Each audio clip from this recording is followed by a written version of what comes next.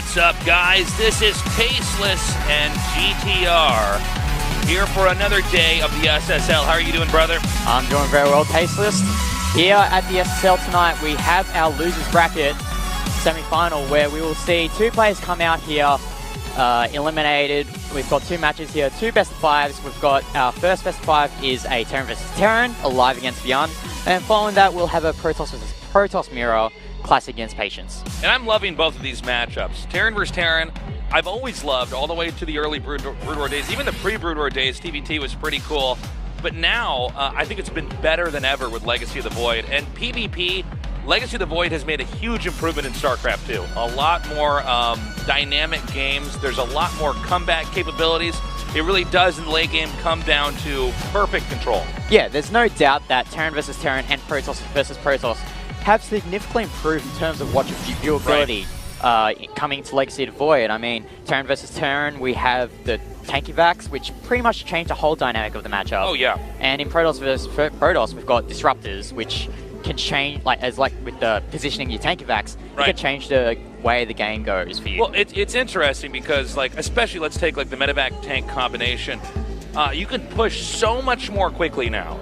It's insane. I mean, one thing that was, I think, a fundamental quality of a Terran push when you had tanks early on in a TVT was that once you had it in siege mode, that was kind of all you got.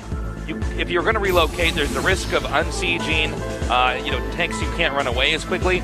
Not anymore, GTR. Now you can reposition them. You can start to strike in different areas. If your opponent loses a few of his own tanks, bam, you could push so quickly, leapfrogging those tanks around, it could really hurt them. What's so exciting about Terran vs. Terran Legacy of Void is that it promotes whoever is aggressive with the tank packs, because in Wings of Liberty and Hardest Swarm, generally, in most games, it would be whoever has the better macro, whoever has more tanks than your opponent, that wins the game. But in Legacy of Void, we've been seeing that using the map to your advantage, noting the positioning of your opponent, it's much more important than what it was beforehand. Yeah, it's pretty crazy, man. So, guys, thank you so much for coming down here today. Of course, you're always welcome to come down to our studio. Entry is free. We're down here in the Nexon Arena in the Gangnam area, not far from Gangnam Station and especially close to Shinonhyun Station. You can come down here, still hear English commentary, and participate in a lot of cool prize events, all that jazz. Okay, we're getting deeper and deeper into this tournament. We're finally in the phase now in the losers bracket where we start to eliminate players. Yeah, we're in the final 8 players. After today, we're going to have 6 players left in the tournament. Right. And this is the first time in the losers bracket where we're going to see best of 5s. And best of 5s is, in my opinion, the perfect number of games in a series to find out who's the best player in the tournament. Yeah, absolutely. So taking a closer look at our first player, aLive. It's good to be alive. Especially at this day and age, man, with esports on TV. aLive is a phenomenal player. He was very good in the early days of Wings of Liberty, fell off a bit in Heart of the Swarm, and he's back stronger than ever. And the same story is true for his opponent here, ByuN. Yeah, ByuN, he's not tied to any Pro League commitments. He's only got the SSL to worry about, so I bet you I saw him when we were coming into the studio actually just sitting in his booth just practicing, and he definitely does not want to come out here a loser in the losers bracket. So here's our map lineup. Again, in a best of 5, there's been a lot of time for these guys to prepare, a lot of time for them to make alterations in their style of play and analyze their opponents further as the games go on. Yeah, considering it is a best of 5 now, the whole ladder map pool is available for the players. That's right. But we see here these players don't really want to play on Central Protocol. They don't really want to play on... Central Protocol has been the common map that most players opt to not play on. So we're going to go to an interview right now with the players. Let's see what their thoughts are before this match. 안녕하세요. 테란 동족전에 2승 1패를 기록하고 있어요. 네. 최근 프로리그에서 패배를 했는데 그게 좀 오늘 경기에 영향을 끼치지는 않을까요? 그거 져가지고 많이 힘들어했는데 많이 쉬고 와서 연습도 열심히 했고요. 좋은 경기 보여드리겠습니다. 그럼 한희석 선수가 생각하기에 오늘 경기 예상 스코어는? 아무래도 3대1 힘들 것 같고요. 3대1 아니면 3대2 예상하고 있습니다. 그 이유가 어떻게 되세요? 그냥 연습 때 좀 연습이 좀 그렇게 잘 풀리지 않았고요. 그냥 변현 선수가 좀 긴장을 많이 하시는 거 아니면은 아마 접전이 나오지 않을까 생각하고 있습니다. 그럼 마지막으로 변현우 선수에게 한마디 해주세요. 네, 지금 스타리그 테란 네, 2명밖에 안 남았는데 이렇게 동족전 하게 돼서 안타깝고요. 누가 이기든 간에 최종 결승까지 갔으면 좋겠고 오늘 재밌는 경기 했으면 좋겠습니다. 감사합니다.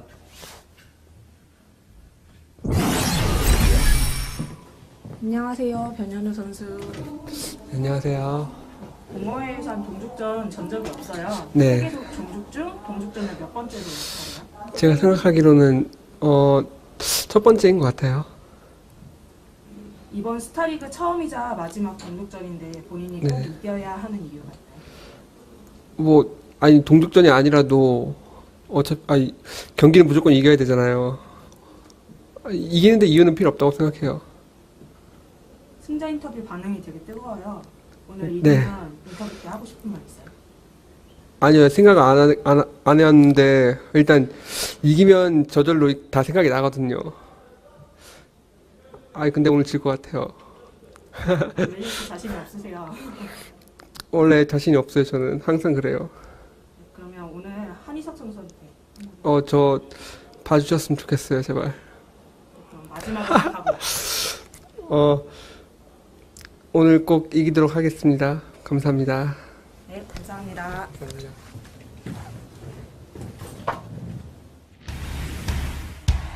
Sick. Some interesting words there from aLive, actually. He did mention that him and ByuN are the last two Terrans here in the tournament. So what aLive said was that despite the fact that they are playing in the losers bracket, he wishes that one of them will actually make it to the finals, which is fair enough. You got to represent the Terran race here. That's right. Who do you think actually wins this, and what score? 'Cause that's a really tough one. It's a really tough one because we haven't really seen much of ByuN.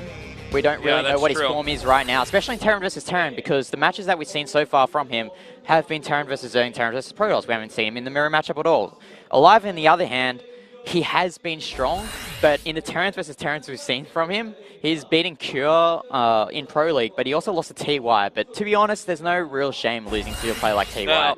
Well, I mean, everybody's losing to TY right now, right? So if I had to guess, I would say 3-2 or 3-1 aLive. I'm going to go for 3-2 to ByuN because I just feel Really? that ByuN has just prepared more well for this series than aLive. Yeah, let's see what happens. Frankly, I'm happy with either of these two players actually moving on. I think they're both really good. A lot of potential. It's really cool to see the older players coming back. A lot of times it's just older players fall off, newer players come, then those guys become the old players, they fall off, and it's like the circle of life, Simba. But in this case, it's really interesting to see guys that were strong in the early days of Wings suddenly back looking better than ever.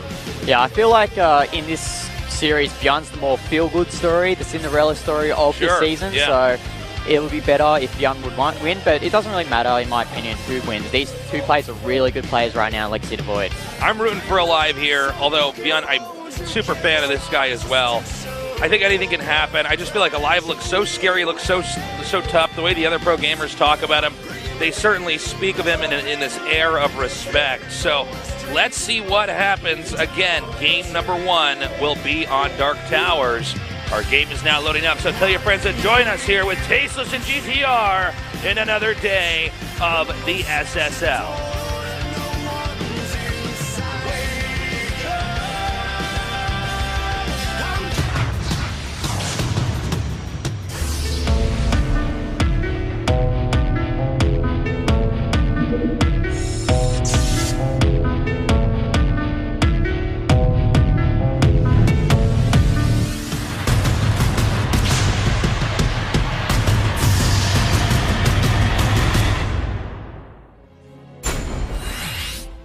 All right.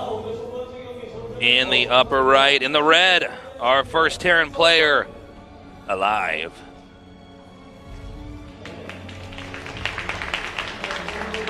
Party applause there for aLive. And in the bottom left, his opponent, also a Terran player, old school, just like aLive. He is ByuN. taking a deep breath there. Got to get in the zone. A lot of people out here for this day today here at SSL. A lot of fans of ByuN actually. I guess what I mentioned before, him being the Cinderella story of this SSL, has brought a lot of fans to come out here for today's matches. But going up to the game here, Terran versus Terran on Dust Towers, you've got that expansion at the back of your main, and it's really easy to take third.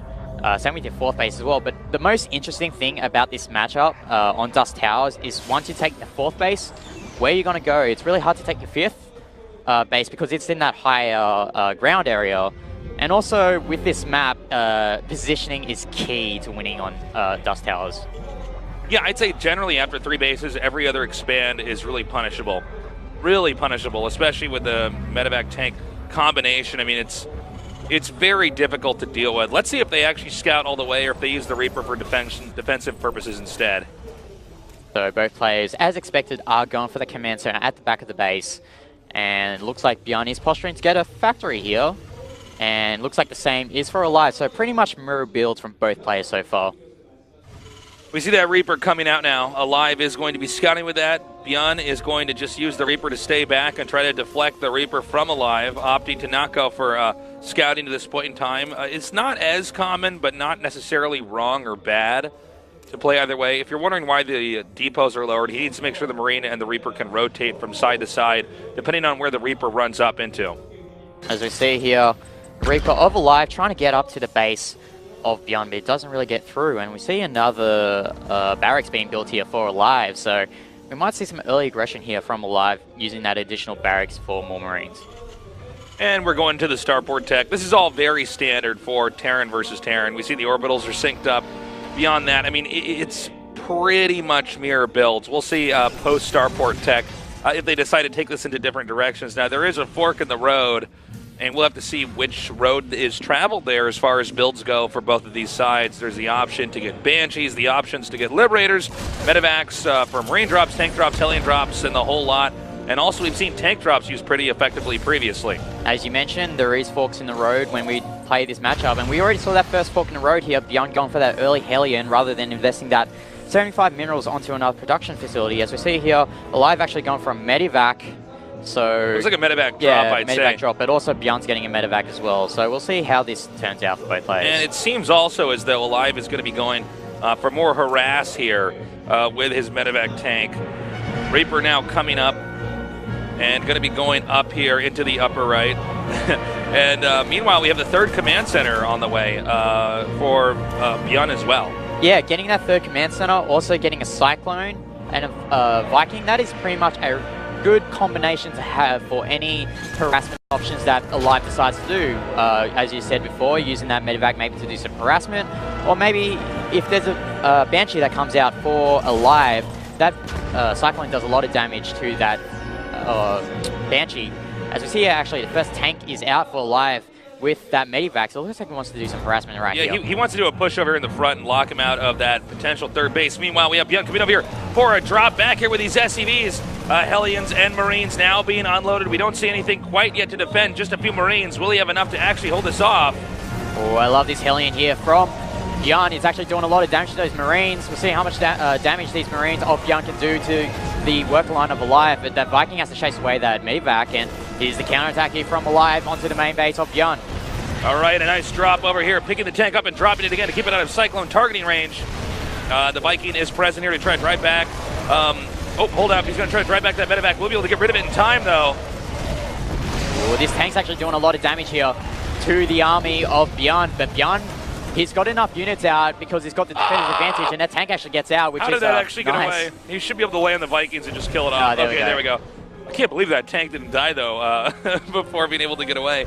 Anyways, we've got Stim coming down here for aLive. A bit of an exchange there on the front. I'd say more critical units lost there for ByuN over at the front of his base as this game moves forward right now. But at the same time, I guess there was a medevac and a tank lost there for aLive. So let's see what happens. One thing we definitely can note, though, is that there's going to be functionality at the third base sooner, or at least the option of that for ByuN, whereas aLive is just now building his third command center. Yeah, unfortunately for aLive, he couldn't do that enough critical damage that would let him back into the game, especially considering that ByuN has taken that, well, hasn't taken, but he's built that third command center with that orbital And as you said before, having that faster third base allows for ByuN to quickly power his economy up, get more production buildings out, get more units out, and maybe hit a timing that will catch aLive off guard.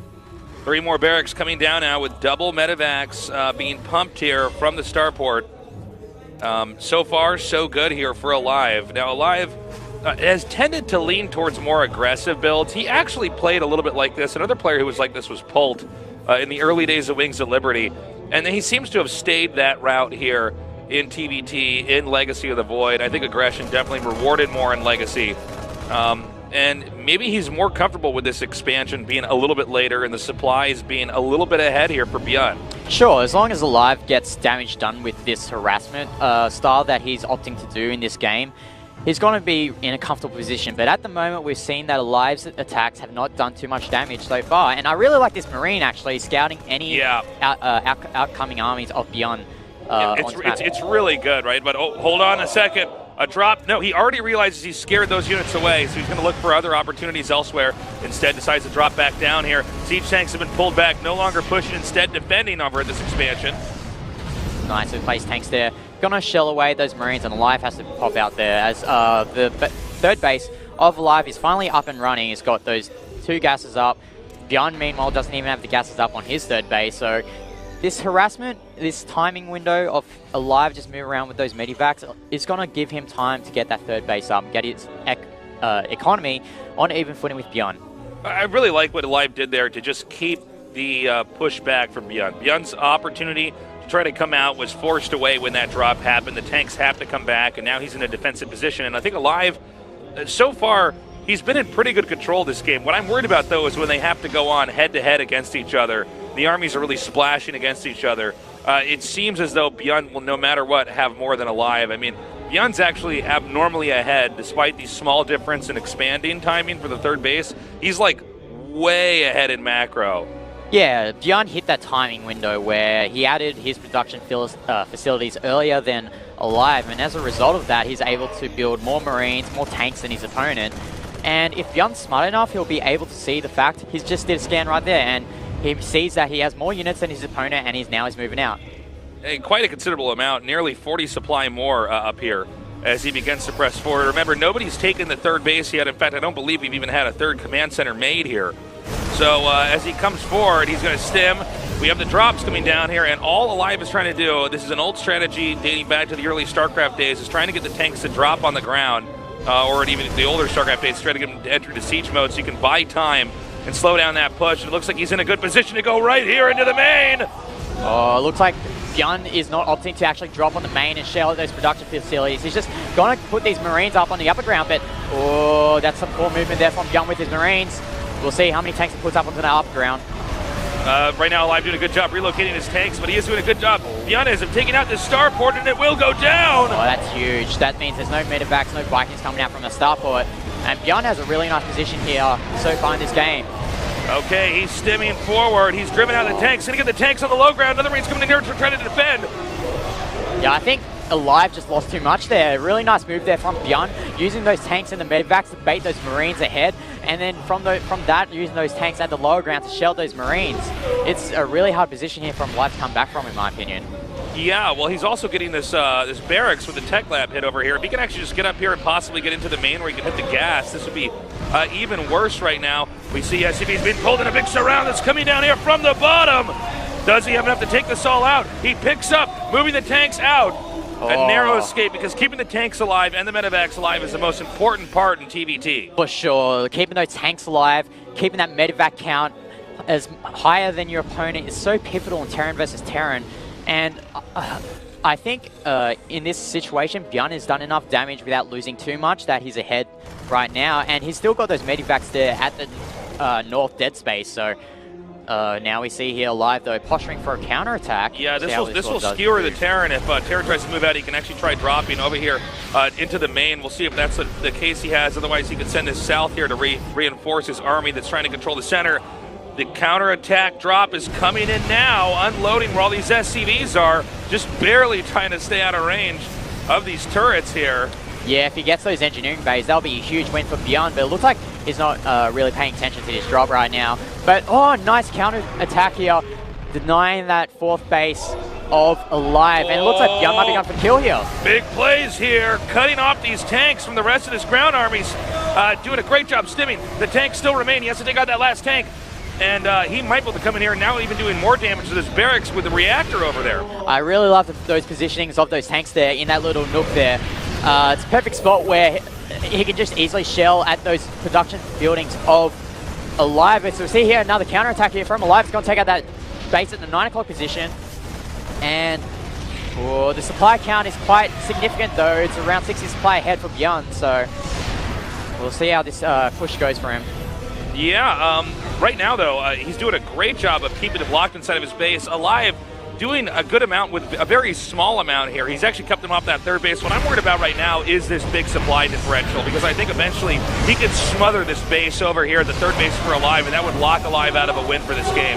And picks up those tanks, but he gets that medic back in the tank, but the response from ByuN is that he's still got those 2 tanks siege there at that look I was talking about earlier, and they showed a lot of damage onto those Marines. And if aLive keeps losing units recklessly like that, there's no way he's going to get back into this game.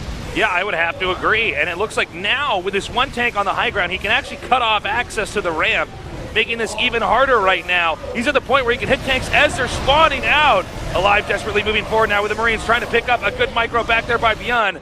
And ByuN with the reinforcements here, I think this game is moments away from ending. Yeah, there's just too many units coming out from ByuN in this situation, and he's nearly maxed out here on these 3 bases, and he's just going to walk up here, clean up the rest of the army, and I'm not really sure if aLive can stay in this.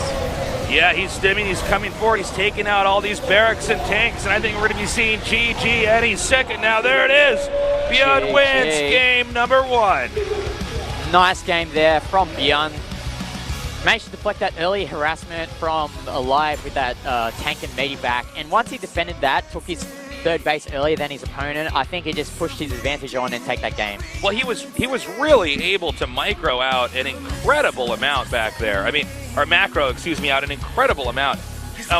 Even though the 3rd base for aLive was just a little bit later, I mean, ByuN really, I think it was like a 40 supply lead consistently through that entire game. The harass was good. I think the idea of what aLive was trying to do was nice, but when it comes to micro, if you're as good as your opponent with the tank medevac control, the guy with more tanks and Marines as medevacs is just always going to win. So aLive smashed pretty hard back there. Let's see how game number 2 goes. Yeah, as I mentioned in the game, there was a window of timing where ByuN got more production facilities than aLive, and reacted barracks build Marines fast. And because that aLive was trying to take his 3rd base behind a harassment, that wasn't really successful.